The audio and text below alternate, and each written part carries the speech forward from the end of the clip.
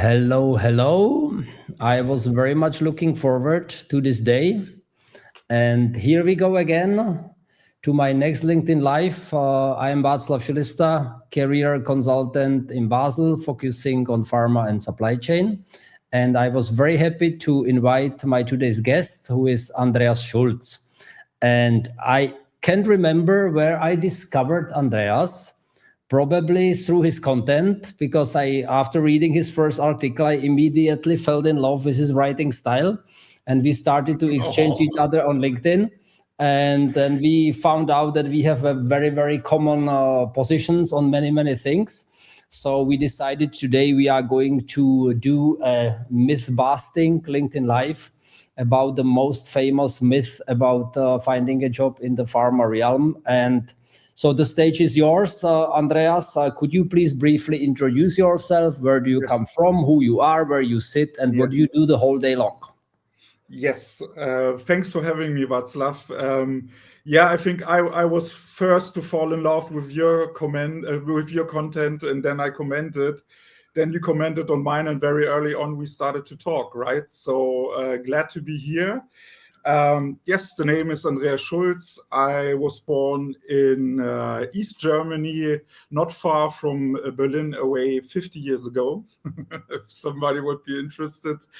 And kind of by my academic studies, it was my destiny to become a pharma recruiter, because I'm an historian by academic education.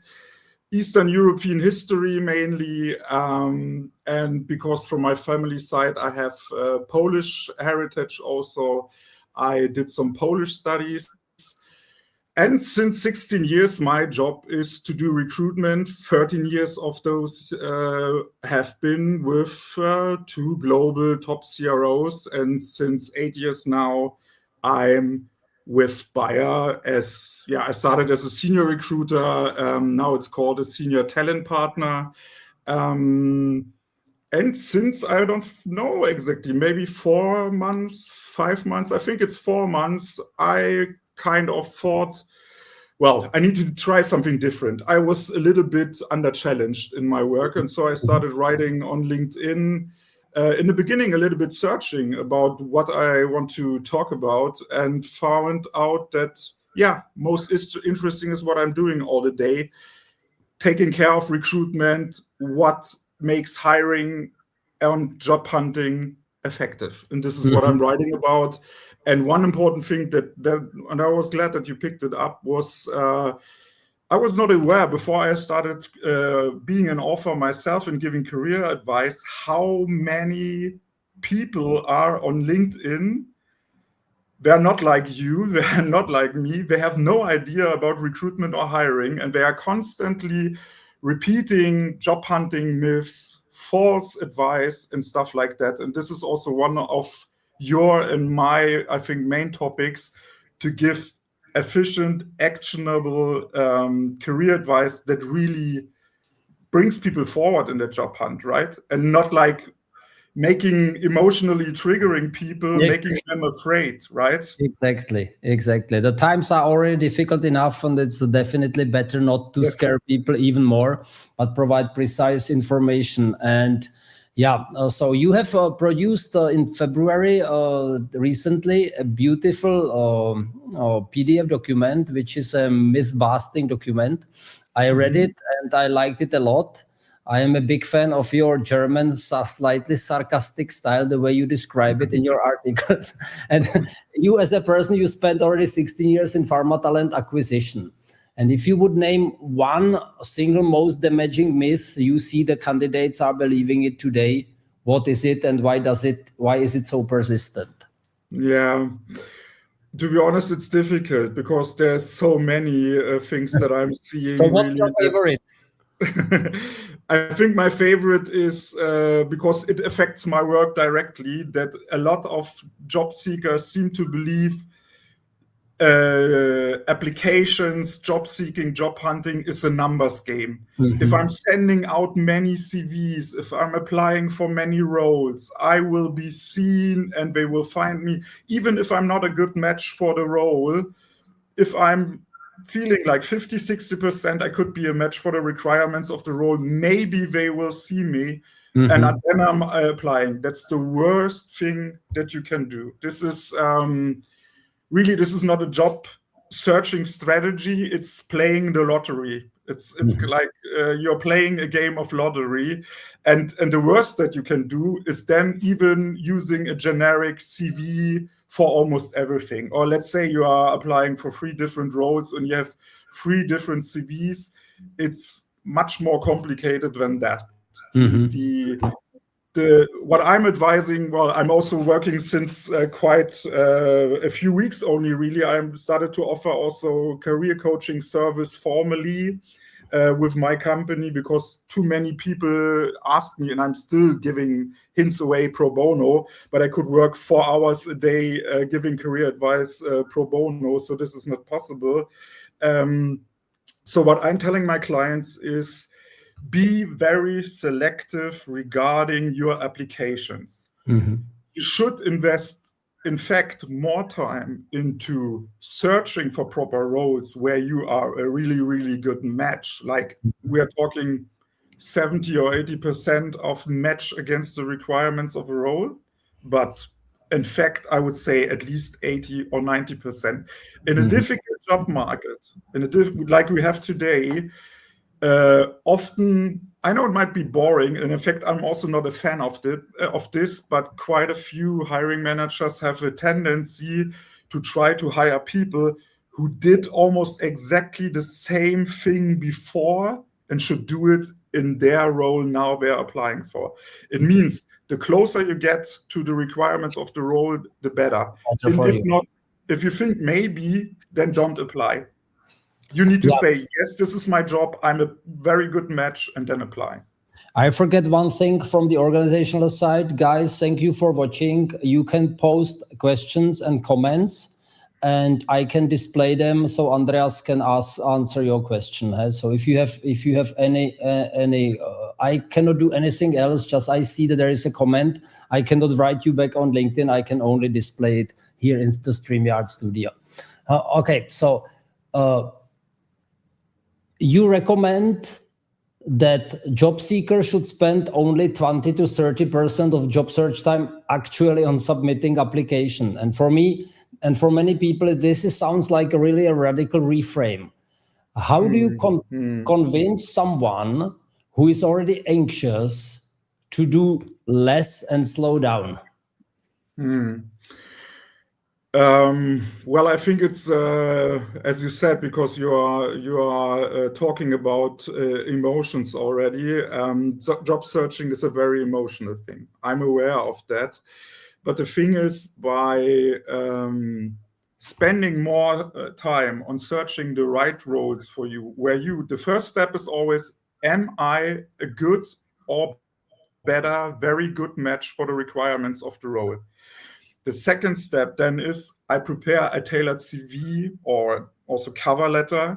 It does not mean you have to rewrite your whole CV. No, just look at the requirements of the role, check your CV again, and make sure you are mirroring to a certain degree the language of the job at word, not word by word, because obviously recruiters and hiring managers are also not stupid.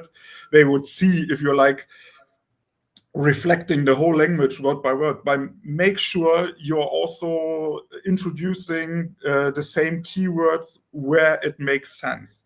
Do not do keyword stuffing. And in this way, the very good match and the tailored CV will bring you the same amount of interviews than the number strategy of sending 5 times more CVs, because you're spending, it's a quality strategy. This strategy is based upon quality of application, and quality of application, I would say 1 quality application, very good matching, tailoring, is worth 20 or 30 maybe applications that you might send instead. So you're spending less time on your job hunt, and you are like saving energy and also your nerves, the anxiety of thinking, okay, I sent 30 applications, what will I get back now? I know in the beginning it might feel strange to send only 3 a day, or don't know, one a day. Sending application means like we're doing something, we are active, Yes, we are keeping ourselves active, and this is an illusion. And it's also, to be honest, it's also kind of how to say that? A little bit, it's also a matter of the platform, not only LinkedIn. Indeed has the same. Easy apply functions are in fact good for the platforms because it creates a lot of activity metrics. Yeah. So a platform like LinkedIn or Indeed can sell their platform to people who are publishing, announcing their jobs by saying, look how many people are active on our platforms, how much data we have showing how many people apply via our platform. LinkedIn or Indeed doesn't really care about the quality of your application, how many interviews you are getting, or how long it takes you to find a new job. LinkedIn can sell it like, and Indeed the same. There's so many people here, and they are sending so many applications. You would like to spend your money as a company who is hiring on LinkedIn because a lot of people are applying on LinkedIn. So it looks to me like if the job search industry is basically working against their own candidates. Unfortunately, yes. And this is also a question really, because we spoke about the people who are repeating job hunting myths, who are repeating wrong advice and stuff like that. I'm wondering why those people always grow so big, really. Is it only the interaction? Yeah, maybe it's also a matter of metrics, because this fear-mongering, the job hunting myths, it creates a lot of interaction, it creates a lot of metrics. And this is what platforms want, a lot of data, a lot of metrics. But quality-wise, really, I have my doubts. I'm reading so much about the new algorithm of LinkedIn and everything. And I'm sometimes wondering, where is really the quality if I'm looking at certain, our friend Bernadette Pavlik called them career influencers. I call them wannabe career coaches who are in fact only influencers who don't know about hiring. They haven't been a hiring manager like you. They haven't been a recruiter like me or many others. This is a big problem, really. This LinkedIn partly and also Indeed is working against the candidates and also against the paying clients, because no employer, no hiring manager, no recruiter wants more applications. We all want better matching applications. Exactly. When I read your report, I was really amazed by the good structure, but all the data sources which you provided. And you claimed there are the 13 most important myths. Which one was the most? Was there one which surprised you by your own research? Because you digged really deeply. It was not some superficial, I heard somewhere something. Everything is really connected to a solid source of data. I would like to encourage everyone, follow Andreas or send him a message so he can send you the report, because it's not that easily found on his LinkedIn profile, because this is really a worth read. So which one of those myths was the most surprising to you?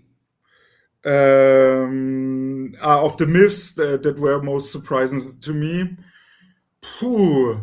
least surprised I was about the myth that is constantly hearing, no human being is seeing your CV, the ATS, the AI is rejecting your CV. I was not surprised that this is wrong. It's completely wrong.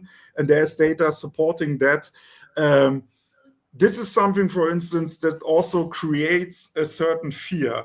You are supposed to beat the ATS to buy a service from someone. There's a lot of LinkedIn resume writing, CV rewriting and stuff like that.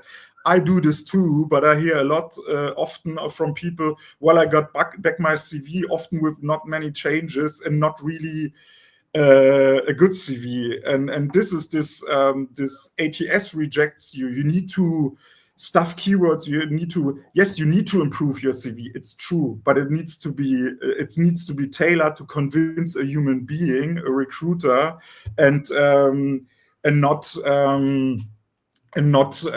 the algorithm necessary, right? What surprised me was, I mean, to be honest, I thought ghosting is also a big myth.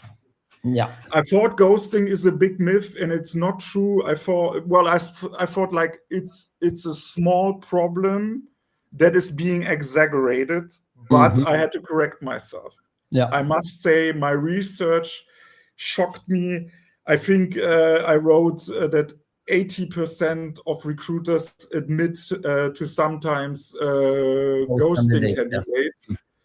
And the problem is really, really big. And I apologize to everyone when I in the past maybe said ghosting is not such a big problem. Ghosting is a big problem. Yeah. And it's not a bad will of the recruiter, but as you elaborated in your report, mostly many of those organizations are understaffed, and people simply don't have time enough to take care about their clients the way they should. For me, and as a career consultant, when you see the frustration, how many people are putting so much effort into their applications, and there is some initial fuss, and suddenly you hear nothing, absolutely niente nada. That's really difficult. I think this problem of ghosting also increased because of AI. Also, especially like it makes it more easier to write cover letters in CVs if you know how to use AI properly. It can be a great help for candidates or job seekers. I'm not saying it's a wrong thing to do. Really, everybody in whatever, in your work, or also, well, finding a job is a job. If you know how to use it, AI can be very helpful in many things. But it's important to not to generate so less AI created cover letters in CVs that don't hold anything really from you anymore. Use it to maybe create a draft to improve it, but then sit down and think, what is me here? Would I really say this? Is it exaggerated? Is it appropriate? And never go for companies who offer to send your CV to employers and stuff like that, because usually they are using a generic CVs of yours, not a tailored one, and they send it to many companies. And companies, after a certain while, can also see that you applied 5, 6, 7, 8 times in the last 3 months for very different roles, and most of the roles were not a good match for you. If you're looking for something like reverse recruiting, it's a new certain hype, I would say. Like somebody is looking for roles for you, the job seeker, and tailors maybe even your application and sends it, even uploads it. If you are sure, I was asked by a client lately to do this for her, and I said yes, I can do this, but it needs to be someone who really knows what he's doing. He needs to do it manually, looking for the perfect match or the very good match, tailoring the CV very perfectly, and then send it. But not mass sending via some auto apply services and stuff like that. That kills your reputation as a candidate very quickly. I see, because at Bayer we check every CV. Every recruiter needs to see every candidate's application before deciding, rejecting, or forwarding to the hiring manager. And I know this name, even if it's names I'm not familiar with. And after a while, if you see every week 3, 4, 5 times the same name on different roles, you already know that's a problem then, because you already know, oh, this is this person who applies for roles they are not good for, and then you reject them much quicker, not spending as much time on checking anymore. Exactly, because you expect this is the same story again and again. How about the very famous one that the recruiter is spending 6 seconds on your CV? Yeah, so that's a myth also. That's a myth also. Me personally, well, as I said, I'm 16 years in recruitment now, and I love what I'm doing because I like to interact with people. I like to getting to know people, and somehow it became my passion. But even a very experienced recruiter, I would say something between 15 to 30 seconds for a first initial check of the CV. You are like reading. This is why an executive summary at the beginning of a CV is very, very good. This is also an element of tailoring where you can make a strong point why you are good for this role. And and then after this 10 to 30 seconds first read, I decide reject, or if interesting, I'm gonna read some more to really make sure that's a good match for my role. I am displaying few comments here from Yes. people which just confirming what you said.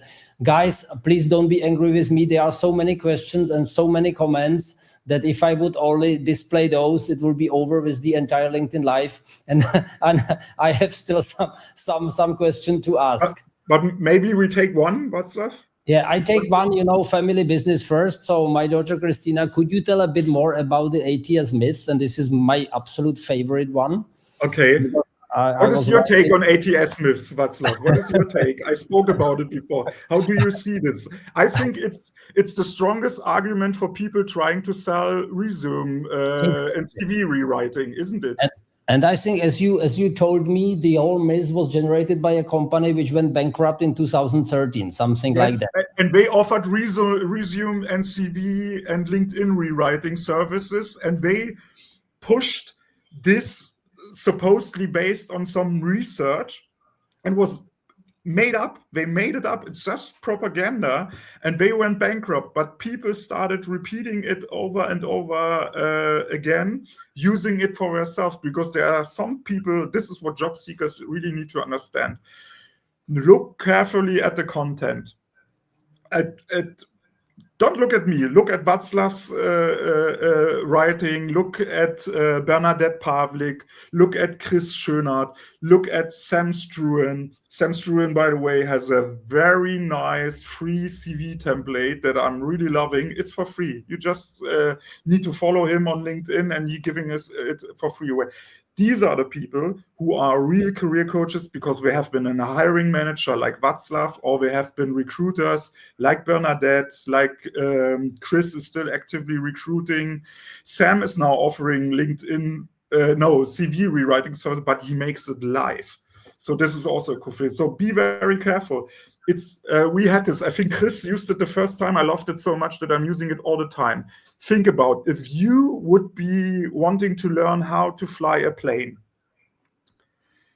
Would you choose a flight instructor who never sat on a plane, who never flew a plane, but learned about flying planes on the internet and now is going to teach you how to fly a plane? Mm-hmm. So this is the same about job seeking. How can somebody teach you how to efficiently do job hunting if he doesn't know a thing about recruitment or hiring? Look for hiring manager experience or for recruitment experience, and if possible, not like not like 1 year or something like that. I mean, how long have you been in the industry, Václav? Very long, right? 27 years, something like that. And I still look at me as a part of the industry because, in fact, I still work as an external consultant for the Novartis Career Center. And okay, you're still working for your old company. And, just a small portions, and so I still consider myself as being the part of the industry. So basically, it will be 36 now, but that's it. But I would never say I know everything because you have seen probably much more candidates than me. Yes, I was doing hiring. That's the fate of a recruiter, because a hiring manager is. You are a manager, and your day-to-day operative work is much more than only hiring. Let's close a very important thing, right? let's close the ATS myth for a moment, because there's much more I would like to talk about, and we have some very, very interesting and delicate questions as well, like for Isabella Ferrari. Thank you for that, Isabella. I will read it out loud because many people I know are doing fitness and listening to the LinkedIn Live. So in many cases here in Switzerland, we are looking for a job because our roles are outsourced in a different country. What is your advice then, since it becomes increasingly difficult to find a truly matching role? That's a very, very tough one. But that's a very, very tough one. And honestly, there is not so much that you can do, because in my opinion, it's still true. You need to search more for the good matching roles for yourself, because the numbers game won't change anything for you. It's a big problem that I'm seeing. I think you also said this, the big Novartis campus, and then now it's half empty because they built so many FTEs in India, and it's all over the industry. Everybody, I mean, it's a matter of fact. Honestly, I see this. I'm worried about this development, but still, quality applications is your best strategy in job seeking. One thing I'm seeing is many people focus on for looking for jobs, searching for jobs on LinkedIn, Indeed, and maybe Stepstone and maybe Monster. Try Google or other search engines too. You can also use AI to search for jobs, for instance. You can yes. I have here something to say in between. I mean, the more difficult the job application is going, the more important are the other activities, like content creation on LinkedIn, make yourself visible, show that you are a real pro. Because we've seen with Christina sometimes that the person is publishing one article, the article is being read by the hiring manager, and the person is hired 2 weeks later, which sounds or comments. Or commenting on hiring managers, networking, commenting, if you feel comfortable creating. Yeah, and networking, not in the terms, oh, I have found the hiring manager of Novartis, I put the application and I will try to push it via direct message. No, you should network with your peers, because the peers can be much more important door openers than any hiring manager or recruiter in a company. Yes. Okay.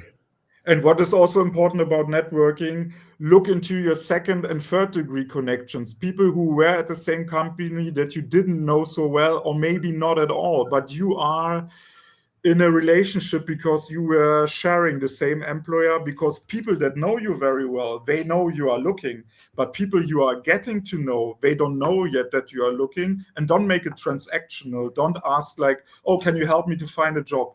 First, just connect and encourage, maybe if you want to exchange opinions or stuff like that, or start commenting on their posts on LinkedIn, because they recognize you. You're not longer, oh, this Andreas Schulz that has sent his application, yeah, or this Václav Zulista, or this Lena Müller.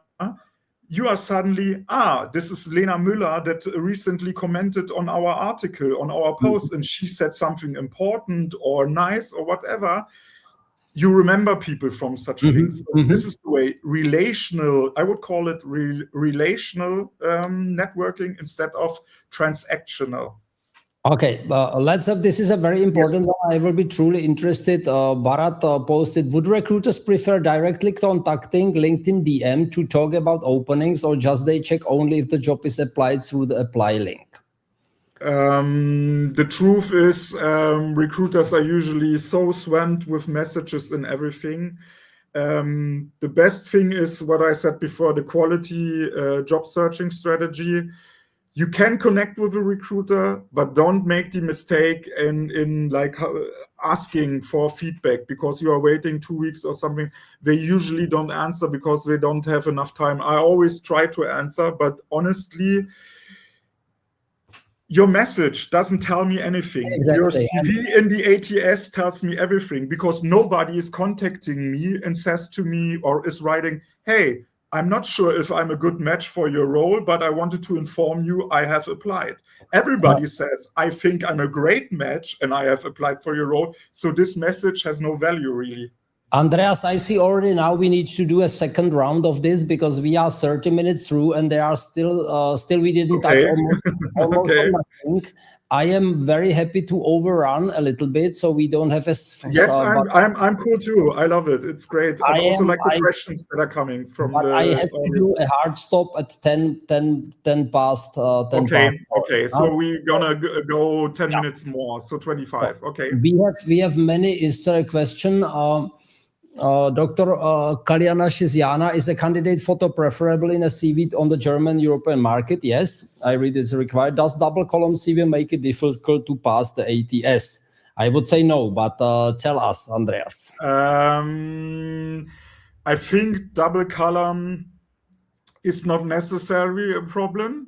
Graphics and boxes and stuff like that in a CV are more a problem. But to be perfectly sure, keep the CV as simple as possible. No tables, no double columns, because you never know. There's so many different ATS systems. Some are very good in parsing the CV because the ATS is pulling all the information from the CV. The CV is saved, but there's also candidate profile being created. And if the ATS has problems to extract the information from the CV, then your candidate profile in the ATS can look bad. The photo question is a really, really, really good one and very interesting. Well, I'm known. It's a no-go in the US. No-go in the US. Since a few years in the European Union, it cannot longer be requested by employers. It's forbidden to ask candidates to have a photo. I'm known for being quite honest and quite blunt. I mean, we Germans are famous for being a little bit rude, and I will say it like that. Beautiful people, good-looking people might have an advantage. That's true. Or if you think, oh, I don't know, I'm good-looking or I'm a person that looks very friendly, I think my photo can help me, then go for it. Somebody like me, I might wonder myself, well, I look the way I look. I'm 50 years old. Maybe I am inviting for bias, for being a victim of ageism. The Americans say, I call it age discrimination. Yeah. So there's always a pro and a contra. As a matter of fact, it cannot be demanded from you, but if you use it or not, inviting bias or not is your decision, I would say. I don't know Václav, what you think about that. I see it a similar way. Now we have a next question of Alex. Hi guys, don't you fear that all the resumes and profiles will start to look alike if all job seekers will follow the same advice? Will that not increase the problem? I tell you something, I'm preaching the correct LinkedIn profile for 7 years on LinkedIn, and I still see horrible LinkedIn profiles. So even if everybody would follow the best advices, it's still not everyone will look the same. And I'm sure that will not increase the problem. Specifically problem what I see with those automatically written motivation letters by AI. There I see a problem because it's everything Yes, because job seekers need to be aware typical AI writing is recognizable, and many recruiters do a lot also with AI. So this is what I said. Try to augment yourself, try to help yourself with AI, but don't let AI do the whole writing work, because it will not sound longer as you. You still need to be you. You need to have your own footprint in the cover letter and in the CV. If you follow, I don't know, there's very big influencers with several hundred thousands and blah, blah, blah, and they maybe recommend to use AI or not, or have like, I don't know, I would try to make it your CV. It needs to be tailored and be you. It's okay to help you with AI, but just AI-produced content looks like AI-produced content. By the way, you can recognize it on LinkedIn. Who can write and who cannot write? Because some people you always can see it's always ChatGPT and not really interesting. Another excellent question by Bara Safaric. Any advice on changing the fields? In this climate, seems like only senior positions are out there with 7+ of year experience required. Yes, I can confirm this, that it's very, very difficult at the moment for people who are finishing their PhD or the masters to get a new job. Yes. How do you see this, Andreas? This is, I think a lot of us have heard this. It's not only a problem of the pharmaceutical industry. AI seems to create a gap, a lack of entry-level jobs. And entry-level jobs have been difficult before. But now with this development, it's even more difficult. But honestly, you need to double down on your strengths, and changing completely the field and area of what you are doing. You need to have a lot of transferable skills. And the truth is, at the moment, the job market is not only bad in pharma, it's bad everywhere. So changing the industry completely is even more difficult than it is in a normal job market. So I would be careful. You can always try. The keyword is transferable skills, but it's harder than to land in your own. Like if you studied natural sciences, it makes sense to look for pharma, biotech, biosimilars, CROs. Many people don't look enough at clinical research organizations. Yeah. And sometimes the sheer size of companies like Thermo Fisher Scientific, it's sometimes bigger than the big pharma. So there are many opportunities in this field. Yes. So look at CROs too. Do research regarding CRO. Another highly interesting question, what advice would you give to someone who feels stuck between levels? They may be rejected for certain roles due to limited direct experience, but also rejected for more junior roles because they are considered overqualified. They are highly motivated, willing to learn. How can they better position themselves in this situation? Just a side remark, if you show up on LinkedIn Live as a LinkedIn user, it means that your LinkedIn profile is set to private mode. And I don't think that's the best strategy all over on LinkedIn, that you are set in private mode. If you would like to be visible on LinkedIn, please use your name and headline. This is just a side remark. So the question's for you. Yeah, this is a problem that is hard to overcome. I mean, applying for the junior roles doesn't make much sense. It's again, let's take an example. So lacking skills on a certain level because you're stuck is a problem. Let's say you are a very experienced individual contributor. The next level would be for you to like 2 levels higher position, but the position in between demands from you, you need to have line management experience that you don't have. That's, for instance, for me. I had never been a line manager. The next, from my experience, I could be a director, but I never was a team leader. So before I become a director, I would be like many years of team leading experience in recruitment. It's hard to overcome. The thing that you could do, I would, regarding the line management example, I would reflect or raise the attention or direct the attention towards project management experience. My argument would be, it's much more difficult to influence teams as a project manager to do what you want them to do so the project can be successful. If you don't have formal line management experience.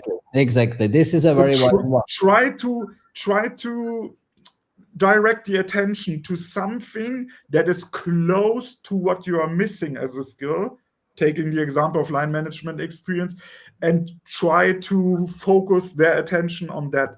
I don't say it's easy, but that's the only thing you can do. If you try to find the next best thing, so to say. So next question by Neha Tatavarti. What are the top 3 things you think that hiring managers are looking for in candidates in recent times?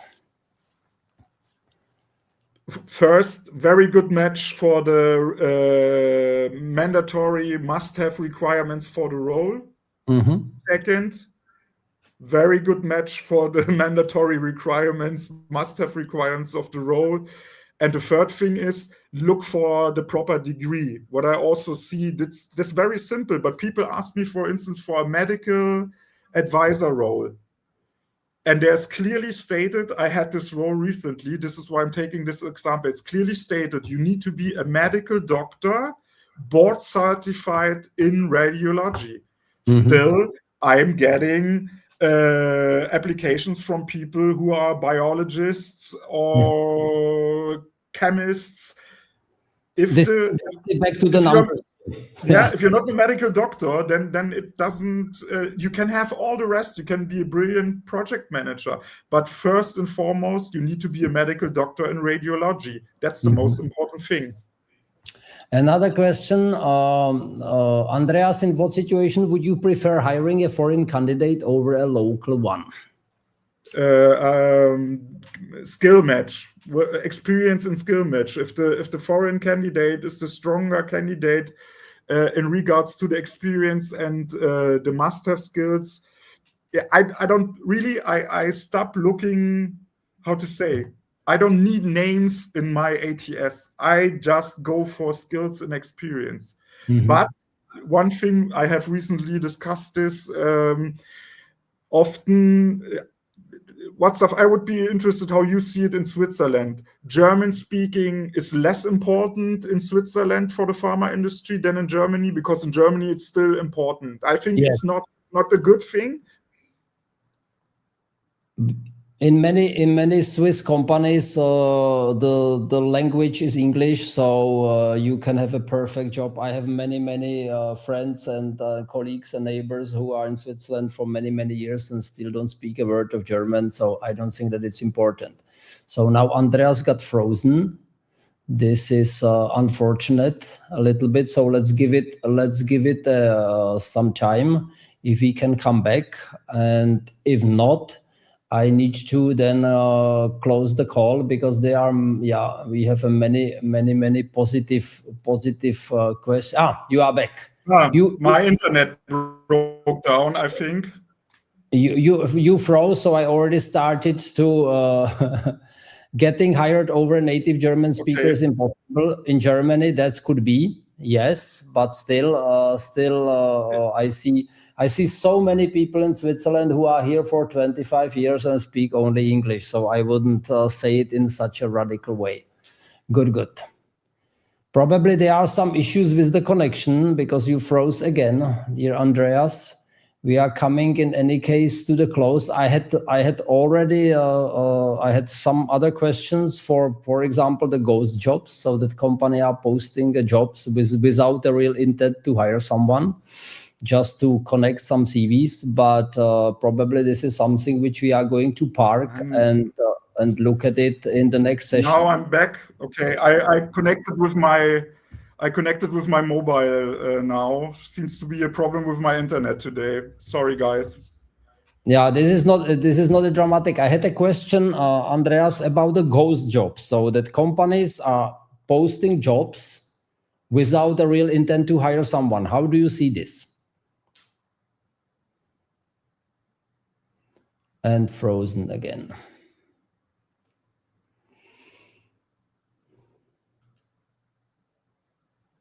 Frozen again, and sorry for that. So I will call it a day, guys. Thank you for being our guests. Please don't forget to follow Andreas and ask him for his excellent report.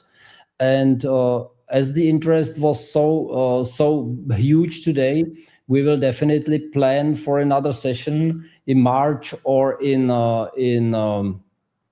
April, and we will make another deep dive in the next topic. So you are back again, Andreas? Yes, I am back again. I hope we stay stable. Sorry, it seems to be my internet like never. Sometimes it happens, but we run the entire session really very good, and there have been a lot of interesting questions. Thank you for being my guest, Andreas. I will now close the call, and let's plan for the next session. I'm sure people will be highly interested in another one, because I have the feeling after 45 minutes we could talk another 45 minutes, which is all the time a great sign.